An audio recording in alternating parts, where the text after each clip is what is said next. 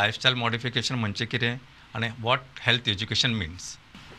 तर lifestyle modification म्हणजे तातूंत आमची न्हीद आयली सो ती एडिक्वेट मेळूंक जाय. दुसरें म्हणजे आमच्यो हॅबिट्स, म्हणजे जेवणा नंतर वॉकिंग करप, जेवतना मोबायल पळोवप ना. दुसरें म्हणजे आमचे इमोशनल वेलबींग, मानसीक स्वास्थ, म्हणजे पॉझिटिव्ह विचार करप, ताजे विशयी वाचप, मोटिवेशनल मेडिटेशन. त्या बरोबरच इम्पॉर्टंट आसा की आमी ट्रॅक करचें, जें आमी कितें खाता, जें आमी जितलो आमी व्यायाम करता तो आमी ट्रॅक करचो, हें गरजेचें आसा. सो दॅट आमकां कळटा की आमी आमचें जेवण कितलें हेल्दी आसा, कितलें अनहेल्दी आसा, कितली आमची एक्टिविटी आसा. सो डायट आनी एक्सरसाइज डायबिटीज सारके दुयेंसान खूब हेल्पफूल आसता. तर कित्याक की जेन्ना ग्लुकोज शरिरान वाडटा तेन्ना तेजे ग्लुकोज आसता ते इन्सुलीन ह्या हॉर्मोना खातीर आमच्या सेलान वता आनी आमकां एनर्जी मेळटा.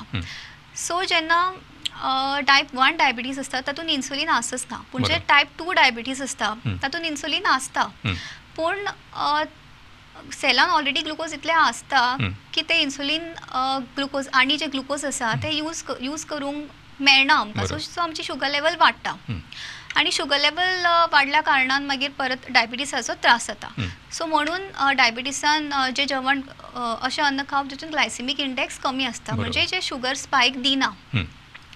आनी दुसरें म्हणजे एक्सरसायज हेल्प करता, कित्याक जे एक्स्ट्रा ग्लुकोज जे सेलान आसा ते एक्सरसायजा खातीर ते सेल डिटॉक्सिफाय जाता आनी परत न्यू ग्लुकोज भितर एंटर करूंक शकता. हेल्थ एज्युकेशनाचे बद्दल जर health coaching is health education. बरोबर. खुबशे आतां जेन्ना खंयचें दुयेंस जाता तेन्ना वखदांचेर आमकां पयसो आनी टायमूय आमचो यूज करचो पडटा. त्या पेक्षा जर आमी हेल्थ एज्युकेशनाचेर टायम दिलो आनी पयलींच जर इन्वेस्ट केलें, त्या बरोबर ल्हानपणा पासून भुरग्यांक जर आमी शिकयलें हेल्थ आनी न्युट्रिशन ह्या सब्जेक्टाचेर जर भर दिलो जाल्यार आमची फुडली पिढी सुद्दां खूब हेल्दी उरतली. आनी आजकाल मोबायला खातीर टॅक्नोलॉजी खातीर अवेरनस आसा बट टायम ना लोकांक फॉलो करपाक. बट फुडलें जनरेशन मे बी आमी हें सगळें फॉलो करतलीं, आमी एक हेल्दी लायफस्टायल फॉलो करतलीं आनी फुडलें जनरेशन आमी हेल्थ लिटरेट्स अशें आमचें जनरेशन आसतलें.